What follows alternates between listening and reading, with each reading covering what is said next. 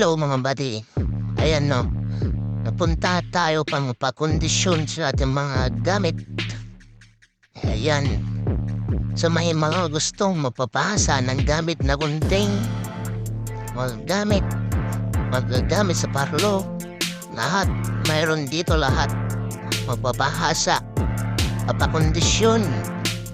Halina oh.